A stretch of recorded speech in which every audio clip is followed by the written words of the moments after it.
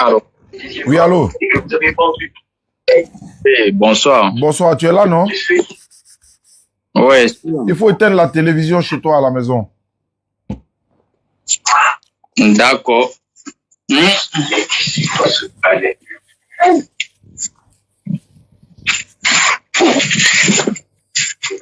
Ça va déjà? Ouais, ça va maintenant. Ça va maintenant. D'accord. Ne quitte pas, hein. Ne quitte pas. Ok. Alhamdulillah Rabbil Alamin wa salatu wa salam ala Rasulillah. Salam alaikum wa rahmatullahi wa barakatuh. À ceux qui nous suivent à travers le monde, Oustaz Yanné pour vous servir. Voilà le frère qui est là. Tu es du Cameroun, c'est ça? Oui, au Cameroun. D'accord. Tu es chrétien également? Oui, je suis chrétien. Ok, il n'y a pas de souci, d'accord. Donc, ne quitte pas. Ne quitte pas, je vais vérifier quelque chose. Tu veux qu'on parle de quel sujet aujourd'hui? C'est toi qui... D'ailleurs, comment tu as eu mon numéro? C'est important pour moi de le savoir. Bon, j'ai eu votre numéro dans l'une de vos vidéos là. C'est écrit quelque part et j'ai aussi pris le numéro. Mais apparemment, tu n'es pas d'accord avec ce que nous disons. C'est sur quoi tu n'es pas d'accord? Bon, pour moi, en ce qui concerne le prophète Mohammed, oui, comme je vous ai envoyé le voice à ce sujet, oui, j'ai eu à causer plusieurs fois avec mes amis musulmans. Bon, moi, je leur ai expliqué quand Jésus voulait partir au ciel, il a dit à ses disciples,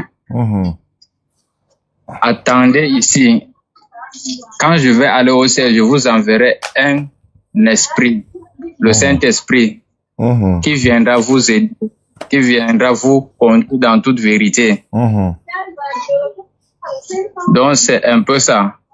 Et ils me disent, et eux aussi me disent que quand Jésus a parlé comme ça, il parle de Mohamed. Mohamed qui devait venir après Jésus. C'était ça leur raison. C'est ce qu'ils me disaient. Oui, mais comment il appelle? Jean-Luc, il faut te connecter sur WhatsApp. Je suis en train de t'appeler. Pardon? Oui, je disais que... Allô? Oui, allô? Oui, je suis. Donc, les musulmans t'ont... Tu es en famille? Bon, d'accord. Les musulmans t'ont dit qu'il s'agit de Mohammed sallallahu alayhi wa sallam. D'accord, alhamdulillah rabbil alamin wa salatu wa sallam. Mais toi, tu dis qu'il s'agit de qui? Le musulman t'a dit qu'il s'agit du prophète Mohammed sallallahu alayhi wa sallam. Maintenant, toi, tu dis que le consolateur dont on parle là, il s'agit de qui? Du Saint-Esprit. Ah, toi, tu dis que c'est du Saint-Esprit il s'agit. Ah, mais d'accord, d'accord. Il n'y a pas de problème. Comme Jean-Luc est là, on va essayer de voir si vraiment on pourra parler de ce sujet-là aujourd'hui, là, en même temps. D'accord. Mais tu dis qu'il s'agit du Saint-Esprit, mais il ne s'agit pas de Jésus, hein, c'est ça?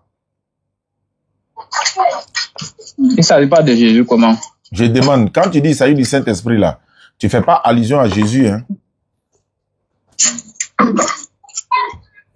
Non, c'est Jésus qui a dit que le Saint-Esprit viendra après lui pour Très bien.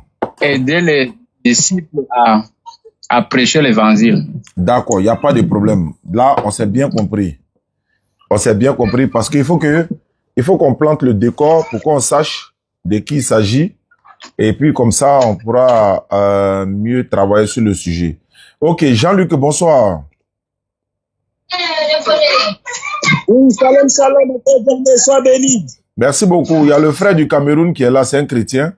Il veut faire un débat sur le sujet du consolateur. Nous, en islam, nous disons que le consolateur, Jésus annonce le consolateur que le prophète Mohammed alayhi salatu wa salam. Il y a des chrétiens qui sont d'accord que le consolateur n'est pas l'Esprit Saint ou encore n'est pas ce que eux ils pensent, même si ces personnes-là pensent que Jésus, c'est-à-dire que le consolateur n'est pas le prophète Mohammed alayhi salatu wa salam, mais ils se disent que Jésus annonce un autre consolateur, mais qui n'est pas le Saint-Esprit, qui n'est pas Jésus. Parce que voilà, nous avons nos arguments. Alhamdulillah, comme Jean-Luc est là. Et je pense qu'on va essayer de partager le sujet de ce jour en 3 parties. Jean-Luc va intervenir, moi je vais intervenir. Si possible, je vais les laisser, les 2 parties vont intervenir. Et puis on pourra. Mais en attendant qu'on intervient ou Jean-Luc intervient, j'aimerais demander aux frères chrétiens, tu es quoi? Tu es catholique, tu es protestant, tu es évangélique du Cameroun, tu es quoi? Bon, pour moi, la dénomination là, pour moi, c'est bon. Il n'y a pas de problème. Je suis d'accord. Pas... D'accord, c'est pas un problème. Maintenant, on t'écoute alors. Il faut nous démontrer que c'est le Saint-Esprit. Là, nous, maintenant, moi aussi, je vais donner mes arguments et puis on va échanger sur le sujet. Allons-y. Comme c'est toi qui as choisi le thème, tu dis, il y a des frères musulmans qui t'ont dit que le consolateur, c'est Mohammed sallallahu alayhi wa sallam. Et toi, tu as dit non, c'est pas Mohammed sallallahu alayhi wa sallam, que c'est le Saint-Esprit. Donc, on t'écoute alors. Il faut nous développer cela. Et puis après, nous aussi, on va rentrer dans le vif du sujet. Bon, pour ça, Jésus a dit aux disciples, attendez ici, quand le Saint-Esprit va venir, il va vous conduire dans toute vérité. Il vous rappellera tout ce que je vous ai dit. Et les disciples ont attendu à Jérusalem le Saint-Esprit. Et le jour de Pentecôte, le Saint-Esprit est descendu, ils ont commencé à parler en langue. Et jusque-là, c'est que moi, si je vous parle, je ne vous parle pas je ne vous raconte pas seulement les témoignages des autres personnes. Moi aussi, c'est ce que j'ai vécu. Jésus a dit, demandez le Saint-Esprit, vous allez recevoir. Et encore, il a dit, celui qui croit en moi, celui qui me demande le Saint-Esprit, il va recevoir et il va parler en langue. Les disciples ont parlé en langue. Moi aussi, je demande le Saint-Esprit et j'ai reçu le Saint-Esprit. C'est un peu ça. Donc il ne s'agit pas de moi. D'accord. Parce que Jésus aussi a parlé des faux prophètes. Il y aura des faux prophètes qui viendront après lui. Donc, beaucoup nombre de personnes le suivront. C'est un peu ça. Pour moi, c'est pas vraiment étonnant pour en ce qui concerne moi-même, soit un faux prophète. Donc ça, c'est ta preuve. Ça, ce sont tes preuves pour dire que le consolateur, c'est le Saint-Esprit. C'est ça, hein? Ok. Alhamdulillah, Rabbil Alamin, wa salatu wa salam ala rasulillah, salam alaikum à tous. Quand on dit le Saint-Esprit, et d'ailleurs, il faut qu'on relate le contexte. Le contexte du Saint-Esprit ici, c'est qu'il y a beaucoup de Saint-Esprit dans la Bible. En fait, c'est ce que vous devez savoir. Il y a beaucoup de Saint-Esprit dans la Bible. Et quand il dit il y a beaucoup de Saint-Esprit, parce qu'ils n'ont pas les mêmes fonctions, en fait. C'est quel bruit qui est là-bas, là? Il y a du bruit chez toi, là, c'est quoi? Non, c'est la pluie. Allô? C'est la pluie. Mais il faut quitter au bord, faut te mettre dans un endroit un peu calme. Ah. Ok. Ça va déjà. Voilà, on va faire avec maintenant. Voilà. Donc, comme je le disais, quand on lit la Bible, on voit qu'il y a plusieurs Saint-Esprits. Plusieurs Saint-Esprits, mais ils n'ont pas les mêmes fonctions et ils ne jouent pas les mêmes rôles. Je prends un exemple, par exemple. Dans Luc, le chapitre 1, le verset 15, il est dit, Jean-Baptiste ne boira ni vin, ni liqueur enivrante, car il sera rempli du Saint-Esprit. Or, le Saint-Esprit, dans ce contexte-là, c'est la crainte de Dieu. Hein? Voilà, là-bas, c'est la crainte, parce qu'il sera rempli du Saint-Esprit, il ne boira ni vin, ni liqueur enivrante. Maintenant, quand on dit, par exemple, Jésus dit, on dit Jésus très ça, disons, on dit dans Matthieu 1, 18, voici de quelle manière, arriva la naissance de Jésus-Christ, Marie, sa mère, ayant été fiancée à Joseph, se trouva enceinte par la vertu du Saint-Esprit, avant qu'ils eussent et habité ensemble. Jésus, Marie est tombée enceinte par la vertu du Saint-Esprit. Ça, c'est le pouvoir de Dieu maintenant. Tu vois, le Saint-Esprit, dans la Trinité catholico-protestante ou encore d'autres catholiques, d'autres trinitaires, on dit le Saint-Esprit est le pouvoir de l'Éternel, le Père, le Fils et le Saint-Esprit. Maintenant, le Saint-Esprit ici, il ne s'agit pas de le prophète Mohammed sallallahu alayhi wa sallam. C'est pourquoi il dit, faut relater les choses dans leur contexte. Maintenant, quand on lit Luc chapitre 3, verset 11, par exemple, il a dit, moi, je vous baptise d'eau pour vous amener à la repentance. Ça, c'est Jean qui le dit. Mais celui qui vient après moi est plus puissant que moi et je ne suis pas digne de porter ses souliers. Lui, il vous baptisera du Saint-Esprit et du feu. Ici, là, le Saint-Esprit dont il va prendre pour les baptiser, c'est pas le prophète sallallahu alayhi wa sallam. C'est pourquoi il dit le Saint-Esprit a plusieurs, c'est cité dans plusieurs versets de la Bible, mais n'ont pas les mêmes fonctions. Au verset 12. Bon, je crois que c'est dans même Matthieu, mais il n'y a pas mentionné le titre. On dit,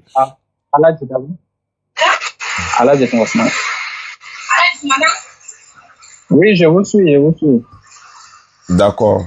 On dit, quiconque parlera contre le Fils de l'homme, il lui sera pardonné, mais quiconque parlera contre le Saint-Esprit, il ne lui sera point pardonné, ni dans ce ciel-ci, ni dans le ciel à venir. Ça, c'est un point d'interrogation. Matthieu 28, 19. Et Jésus dit, allez, faites de toutes les nations les disciples, les baptisant au nom du Père, du Fils et du Saint-Esprit.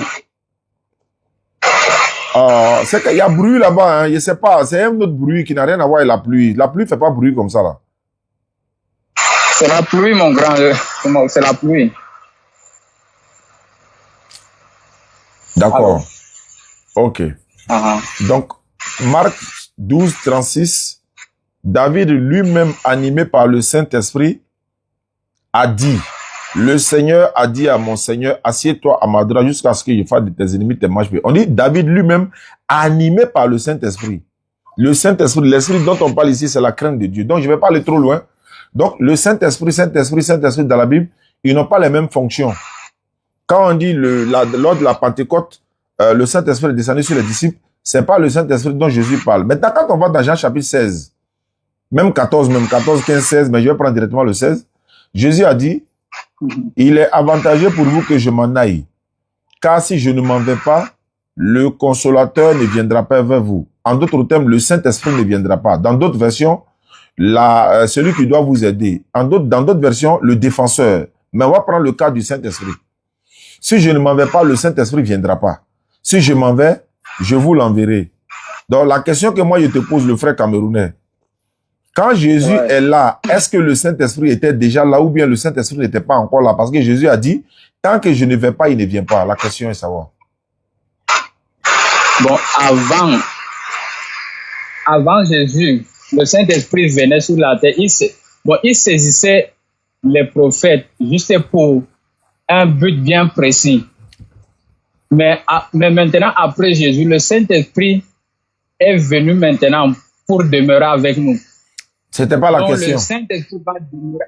C'était pas la question. Pardon? La question était de savoir.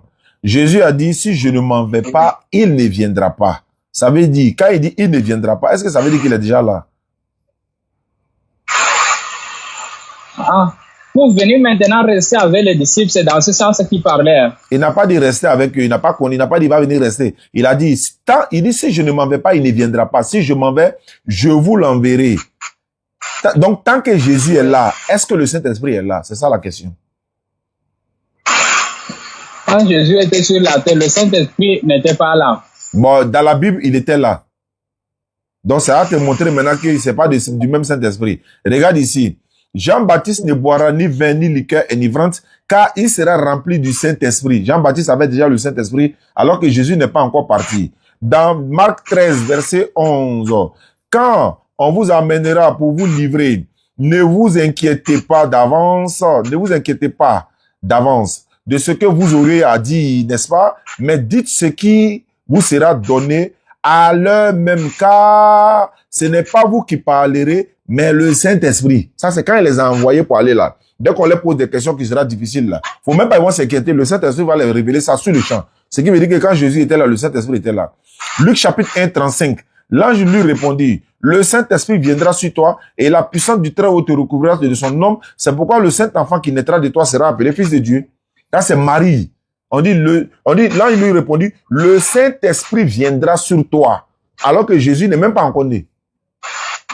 Au verset 41 de Luc chapitre 1, dès que Élisabeth a entendu la salutation de Marie, son enfant tressaillit dans son sein et elle fut remplie du Saint-Esprit. Jésus n'est même pas encore né. Donc la question revient avant de donner la parole à Jean-Luc. La question est de savoir, quand Jésus est là, le Saint-Esprit n'est pas là, tu es d'accord avec moi. Mais quand Jésus... Maintenant, comment se fait-il que le Saint-Esprit est déjà avec Élisabeth, avec Jean-Baptiste, avec son papa Zacharie, avec les disciples? Jésus leur a dit, recevez le Saint-Esprit. Jésus a dit ça à ses disciples. Recevez le Saint-Esprit. Dans Luc chapitre 2, 26, je te donne la parole.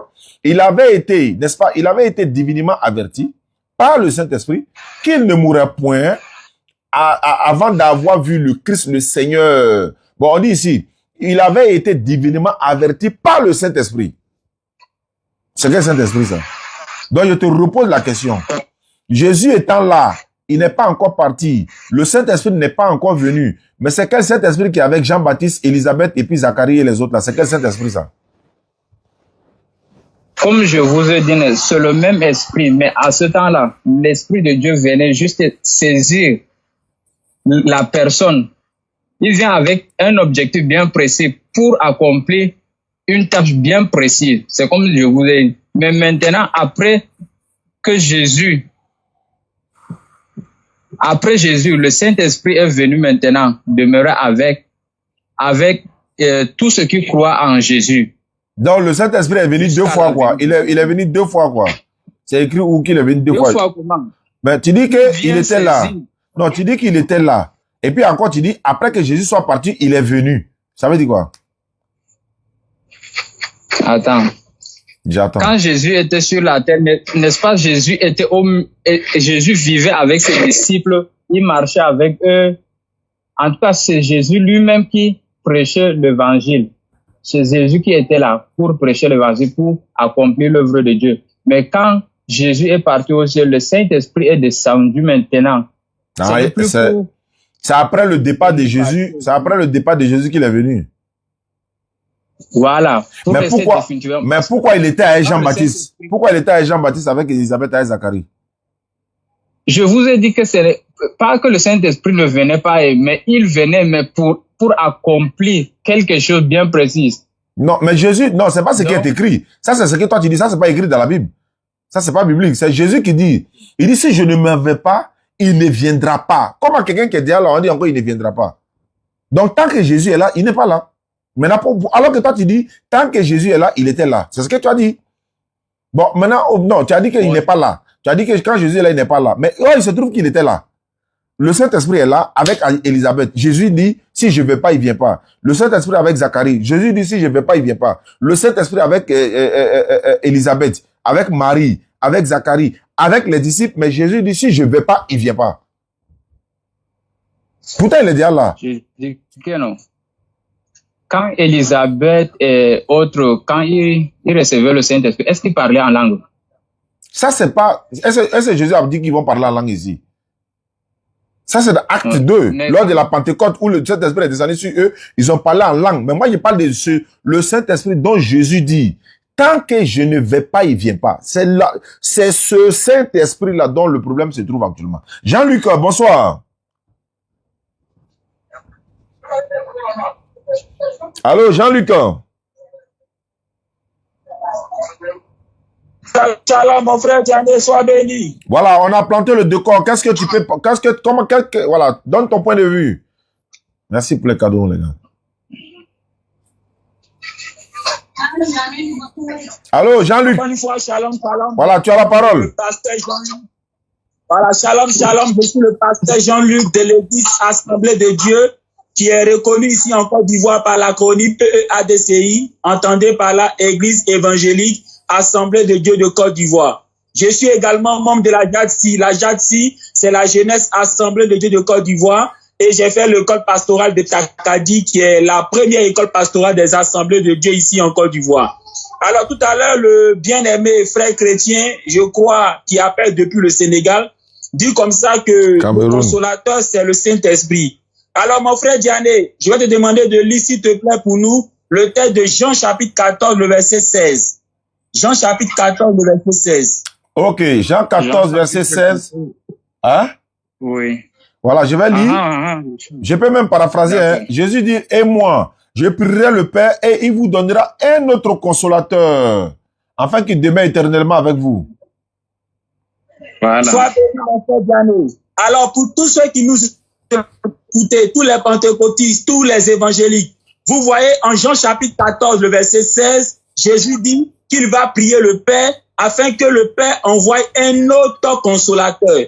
Attends, lorsqu'on parle d'un autre consolateur, ça veut dire qu'il y a un consolateur qui est déjà là. Alors la question qui est de se poser est la suivante. Qui est le consolateur qui était déjà là et donc qui devait partir pour que l'autre consolateur vienne? Quand on prend le texte de Luc chapitre 2, le verset 25 et 27, on se rend compte que Jésus-Christ est appelé la consolation d'Israël. Luc chapitre 2, le verset 25-27, Jésus-Christ est appelé la consolation d'Israël. Donc Jésus-Christ est un consolateur. Vous voyez. Mais en Jean chapitre 14, le verset 7, on de lire, Jésus qui est un consolateur dit qu'il va prier le Père afin que le Père envoie un autre consolateur. Donc si Jésus-Christ lui-même est un consolateur, l'autre consolateur qui va venir là, à quoi il va ressembler? Donc, il est logique de penser que l'autre consolateur sera encore un être humain, tout comme Jésus, qui est lui-même un consolateur. Et comme moi, je suis en train de parler, je suis le pasteur Jean. Qu'est-ce qu'il y a? Aïe. Aïe. Est-ce que c'est moi? Je ne crois pas. Ok, on relance.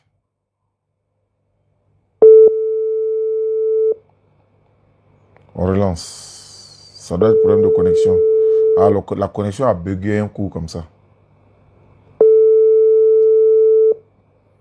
La connexion est partie un coup et puis c'est revenu. Voilà, allons-y pour ton développement. Shalom, shalom, on était coupé là. Oui, c'est la connexion on a perdu connexion et puis c'est revenu. Allons-y. Donc, je suis le pasteur Jean-Luc de l'église Assemblée de Dieu, reconnu par l'acronyme EEADCI, entendez par là Église évangélique Assemblée de Dieu de Côte d'Ivoire. Je suis également membre de la JADSI. La JADSI, c'est la Jeunesse Assemblée de Dieu de Côte d'Ivoire. Et j'ai fait également l'école pastorale de Takadi, qui est l'une des premières écoles pastorales des Assemblées de Dieu ici en Côte d'Ivoire. Alors, tout à l'heure, mon frère chrétien du Sénégal dit comme ça que dans la Bible, le consolateur, c'est Cameroun. De vérité. Shalom. Du Cameroun, pas Sénégal, du Cameroun. Cameroun. Donc, tout à l'heure, mon frère chrétien du Cameroun disait comme ça que le consolateur qui est l'esprit de vérité est en fait le Saint-Esprit, voilà, que nous connaissons dans le mouvement pentecôtiste, dans le mouvement évangélique. Alors, j'ai demandé au frère Diané de lire Jean chapitre 14, le verset 16, et quand il a fait la lecture, le Seigneur Jésus-Christ a dit, et moi, je prierai le Père, et il vous donnera un autre consolateur. Vous voyez, d'un autre consolateur, ça veut dire qu'il y a un consolateur qui est déjà là pendant que Jésus parle. Et donc Jésus-Christ parle d'un autre consolateur pour dire que le consolateur qui viendra sera pareil au consolateur qui est déjà là pendant que lui, Jésus parle. Or, quand on prend le texte de Luc chapitre 2, le verset 25-27, on se rend compte que Jésus lui-même là est une consolation d'Israël. Autrement dit, c'est un consolateur. Parce que là-bas, il est dit que Siméon attendait la consolation d'Israël. Et quand il a vu Jésus, il était content pour dire qu'il a vu la consolation d'Israël. Donc Jésus-Christ est le consolateur. Oui, pour Israël. Autrement dit, Jésus-Christ est un consolateur. Donc quand Jésus-Christ qui est un consolateur dit qu'il va prier le Père pour qu'il envoie un autre consolateur, c'est pour dire que l'autre consolateur serait également un être humain comme lui. C'est un peu comme moi, le pasteur Jean-Luc de l'église Assemblée de Dieu. Je dis comme ça à mes fidèles, je vais partir et un autre pasteur Jean-Luc va venir. Mais l'autre pasteur Jean-Luc, il sera aussi un être humain comme moi, c'est ce que ça veut dire. Donc Jésus-Christ est un consolateur. L'autre consolateur qui va venir sera également un être humain comme lui. Maintenant, certains chrétiens pentecôtistes disent comme ça que non, ce n'est pas possible que l'autre consolateur soit un être humain. Mais l'autre consolateur, il s'agit du Saint-Esprit. Mais attends, si l'autre consolateur est le Saint-Esprit, ça veut dire quoi? Ça veut dire que pendant que Jésus-Christ parlait, le Saint-Esprit n'était pas encore là. Autrement dit, depuis la vie de l'Ancien Testament jusqu'à ce que Jésus-Christ parle de l'autre consolateur, les gens ne connaissaient pas le Saint-Esprit. Parce que si moi je vous dis qu'il faut qu'un autre Jean-Luc arrive. Ça veut dire que pendant que je suis en train de parler là, si l'autre Jean-Luc là, il n'a pas un Jean-Luc comme moi qui suis en train de parler, donc ça veut dire que l'autre Jean-Luc qui doit venir là, c'est d'abord un Jean-Luc que personne n'a connu. C'est ce que ça veut dire. Ça veut dire que pendant que moi je parle, ce Jean-Luc n'est pas connu. Et les années antérieures à moi, ce Jean-Luc aussi n'est pas connu. Alors, si l'autre consolateur n'était pas connu du temps de Jésus et n'était pas connu du temps d'avant Jésus, donc ça veut dire quoi? Ça veut dire que cet autre consolateur ne peut pas être le Saint-Esprit. Pourquoi? Parce que le Saint-Esprit était connu du temps de Jésus. Oui, même au temps de l'Ancien Testament, on connaissait le Saint-Esprit. Quand on prend le texte de Psaume 51, le verset 11, mon frère Diane, tu peux lire Psaume 51, le verset 11? Psaume 51, 11. C'est David qui parle. Ok. Psaume 51, le verset 11, je fais la lecture. Après, on va donner la parole à le frère aussi. Il va intervenir aussi. Ok. Psaume 51, le verset 11. Je suis à la page. Il a dit ceci. Ne me rejetez pas loin de la face. Ne me retire pas ton Saint-Esprit. C'est David qui parle. Donc, David là, le Saint-Esprit demeurait en lui. Et David est en train de pleurer. Il demande à Dieu de ne pas lui retirer le Saint-Esprit qui demeurait en lui. Donc, le frère chrétien qui dit qu'au temps de l'Ancien Testament, il y avait le Saint-Esprit, mais ça ne demeurait pas dans les gens. Voilà un verset où David dit ne me retire pas le Saint-Esprit. Pour dire que le Saint-Esprit demeurait en eux. Tu comprends? Mais la question est de savoir, puisque l'autre consolateur, selon vous, est le Saint-Esprit, ça veut dire quoi? Ça veut dire qu'au temps de Jésus-Christ, le Saint-Esprit ne devait pas être connu. Et au temps de l'Ancien Testament, le Saint-Esprit ne devait pas être connu, étant donné que Jésus-Christ pas de l'autre consolateur. Mais le texte de Psaume 51, le verset 11 là, on se rend compte que David même là, qui n'était pas au temps de Jésus-Christ là, le Saint-Esprit demeurait en lui. Et quand on prend encore le texte de Luc chapitre 1, le verset 15, Jean-Baptiste, il avait le Saint-Esprit. Quand on prend le texte de Luc chapitre 1, verset 41, Élisabeth avait le Saint-Esprit. Maintenant, un dernier texte pour terminer. Jean chapitre 2, le verset 22. Mon frère Diane, c'est le dernier texte. Jean chapitre 20, le verset 22. Jean 20, 22, je suis à la page. Il est écrit ceci.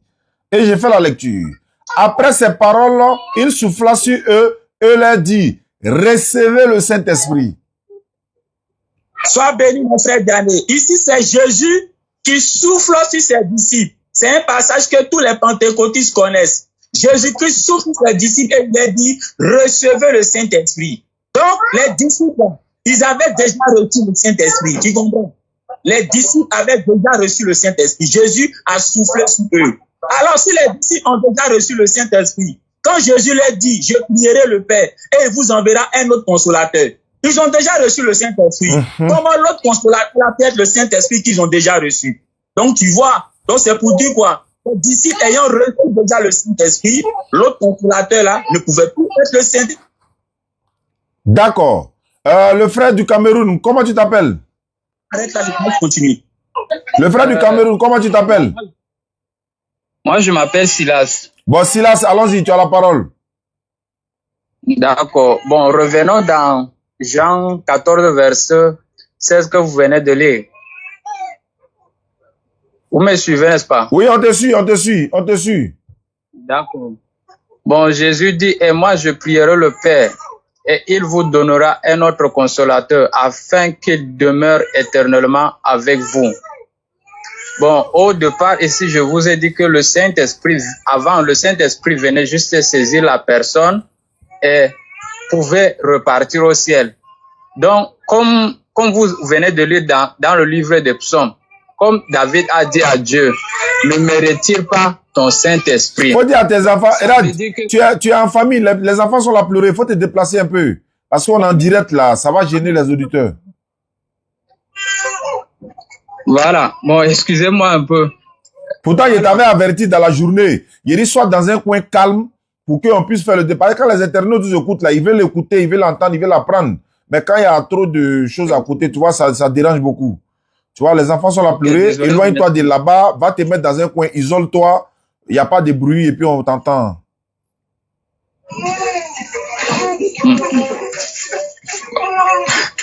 Depuis dans la journée, depuis je t'ai dit à l'heure là, fallait te préparer à tout ça. Tu vois, c'est pas facile. Ouais.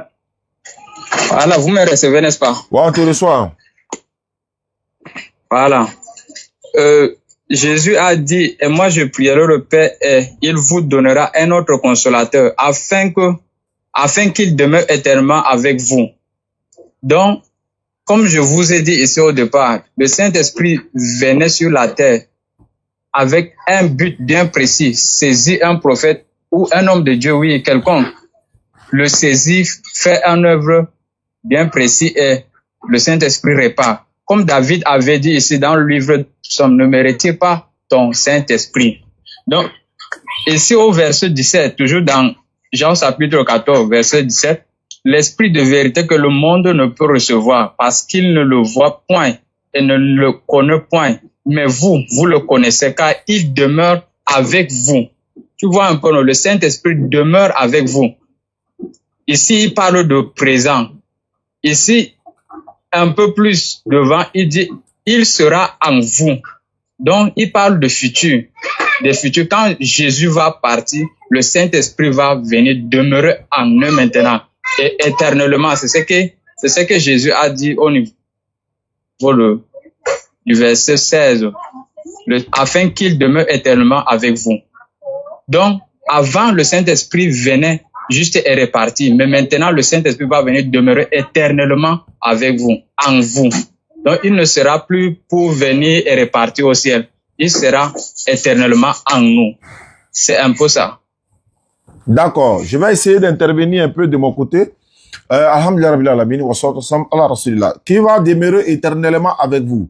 Quand on dit qu'il va demeurer éternellement en vous, ne voyez pas la personne physique en fait. Pourquoi je le dis?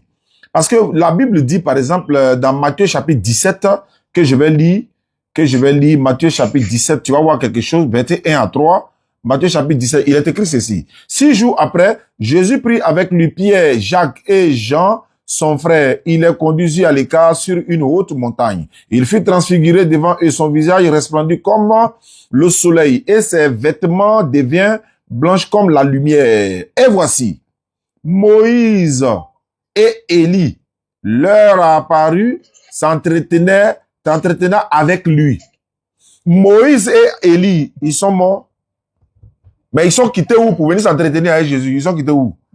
Mais ils sont morts. Mais ils sont quittés où? Moïse et Élie sont venus s'entretenir avec Jésus parce qu'il doit être transfiguré. C'est pourquoi l'islam dit les prophètes ne meurent pas. Allah dit ceux qui sont morts dans la voie d'Allah, ne pensez pas que ceux qui sont morts dans la voie d'Allah sont morts. Ils sont vivants auprès d'Allah. Ça veut dire quoi? Ici, quand on dit Moïse et Élie se sont entretenus avec lui, correspondant à Matthieu 28, 19 à 20, Jésus a dit, dites, allez baptiser au nom du Père, du Fils et du Saint-Esprit et que je serai avec vous tous les jours jusqu'à la fin du monde. Jésus a dit, je suis avec vous tous les jours jusqu'à la fin du monde. Mais il a dit ça, non? Donc, quand il a dit également, le consolateur va demeurer avec vous éternellement. Où est Jésus? Parce qu'il a dit, il sera avec vous tous les jours jusqu'à la fin du monde. Il est où? Sa personne physique est où? Non, il est avec vous, il est avec tout le monde, il est avec nous par son enseignement. Moïse est avec nous par son enseignement. Le prophète, quand on dit demeurera avec vous, quels sont les gars? Quels sont? Qui n'entend pas? Attends, non, c'est pas toi au Cameroun, je parle des internautes. Il y a des gens qui disent qu'ils n'entendent pas. Vous n'entendez pas? Ah, ça m'étonne que vous n'entendez pas. Ok. Ah, celui qui n'entend pas là, c'est que c'est chez lui là-bas. Ok, donc il dit, quand il dit, il demeure avec vous éternellement là. Il demeure avec vous éternellement. C'est pas sa personne physique. Il a son enseignement avec nous dans le Coran par Allah. Jésus-Christ a son enseignement avec nous dans le Coran comme dans la Bible également. Moïse, pareil. C'est comme Moïse n'a pas été envoyé à l'humanité tout entière, mais les enseignements de Moïse sont profitables à l'humanité. Les enseignements de Jésus sont profitables à l'humanité. Donc quand il dit, il demeurera avec vous éternellement. Si tu penses que c'est sa personne physique et non son enseignement, tu dois me dire, quand Jésus dit, je serai avec vous tous les jours jusqu'à la fin du monde, où est Jésus? Présente-moi Jésus. Où est-il? Donc, voilà. C'est pas comme ça qu'il faut comprendre la chose. C'est ce que je suis en train de te dire. Quand le consolateur dont on parle ici, Jean-Luc a bien démontré, dans Somme là, il a dit, ne me retire pas mon Esprit Saint, ou encore le Saint-Esprit, ton Saint-Esprit. Mais si le Saint-Esprit là, Hein? C'est pourquoi il t'a dit, le Saint-Esprit, le Saint-Esprit, le Saint-Esprit, il faut tous les placer dans un contexte différent. Chaque Saint-Esprit est dans un contexte différent. Le Saint-Esprit était avec Jean-Baptiste. Jésus a dit à ses disciples, Jean 20 qu'on a lu tout à l'heure, il dit, recevez le Saint-Esprit. Ça veut dire, tienez, prends. C'est en même temps, il reçoit, recevez. Il est dans sur le champ. Mais il n'est pas encore parti. Pourtant, il dit, si je ne m'en vais pas, il ne vient pas. Et il a continué pour dire, quand le consolateur sera venu, il vous enseignera dans toute la vérité. Il ne parlera pas de lui-même. Et quoi? Il ne parlera pas de lui-même. Le prophète sallam, surat 53, hein, la surat de l'étoile, le prophète sallam a reçu la révélation de la part d'Allah. Allah, il dit, il ne prononce rien sur le fait de la passion. Ce n'est rien d'autre qu'une révélation inspirée que lui a enseigné l'ange Gabriel à la fois prodigieuse. L'ange Gabriel lui a enseigné cela. C'est pourquoi Jésus a dit, celui qui vient après moi, il ne parle pas de lui-même. Il vous dira tout ce qu'il aura entendu. Il vous annoncera les choses à venir et il me glorifiera. Il prendra ce qui est à moi, vous annoncera. Il continue pour dire, ce qui est au Père est à moi. C'est pourquoi il dit qu'il prendra ce qui est à moi et vous annoncera. Maintenant, il y a te poser une question. Comme tu dis, c'est le Saint-Esprit et que c'est pas le prophète sallallahu alayhi wa sallam. Moi, je veux savoir. Jésus a dit, il vous enseignera tout. Il vous enseignera dans toute la vérité. La question que je te pose, demande à le Saint-Esprit que tu as dit que c'est pas le prophète sallallahu alayhi wa sallam. Première question. Quelle est la solution que le Saint-Esprit vous a donnée chez vous à l'église en ce qui concerne le supplice des femmes? Ça, il y a au moins 4 questions, hein.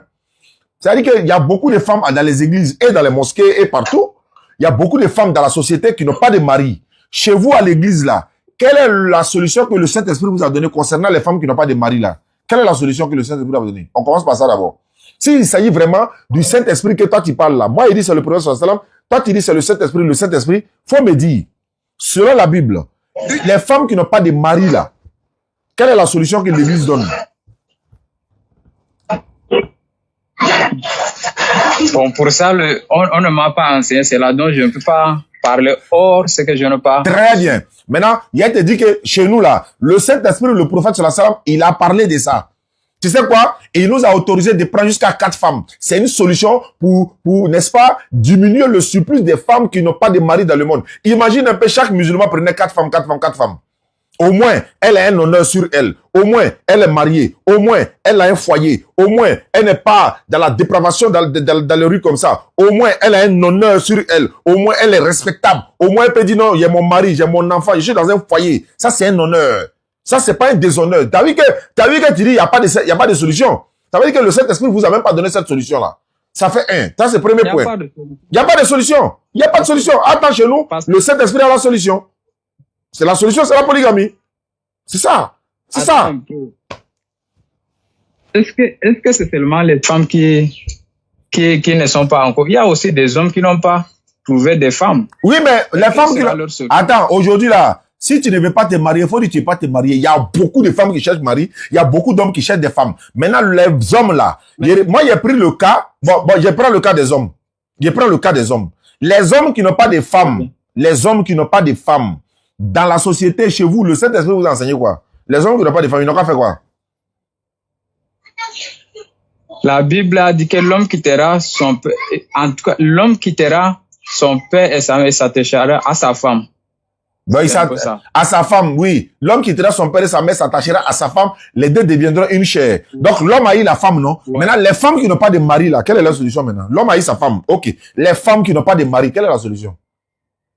Il n'y en a pas. Les femmes qui n'ont pas de mari. Ah, quelle est la solution de l'Église? Ils doivent prier. Ah, c'est ce que le Saint-Esprit a dit, ils n'ont qu'à prier. Elles ont prié depuis elles sont nées, elles ont prié. Elle a prié Jésus. Elle a prié le Saint-Esprit. Elle a prié. Même demain matin, elle est en train de prier. Marie vient pas. Elle fait comment? Grâce douce. Ça est douce, Sarah. Sarah, venez répondre. Et si vous parlez de qui? Vous parlez des femmes dans la société ou bien à l'église? Il n'y a pas de partout dans le monde, chez les musulmans, à l'église, à la mosquée, celles qui ne sont même pas chrétiennes ni musulmanes, même si elles sont premières dames, même si elles sont, comment on appelle, je sais pas, comment je peux dire ça, toutes les femmes du monde qui n'ont pas de mari là, quelle est la solution chez vous à l'église? Dans la vie, chacun a des problèmes particuliers. Le problème, ce n'est pas seulement le problème d'avoir un partenaire ou une partenaire. Donc, il y a plusieurs problèmes. Le salut, d'abord, c'est un problème. Donc, moi, mon souci, mon grand souci, c'est de trouver le salut en Jésus-Christ. Ah voilà, donc il n'y a pas de solution. Ça veut dire il n'y a pas de solution. Deuxièmement,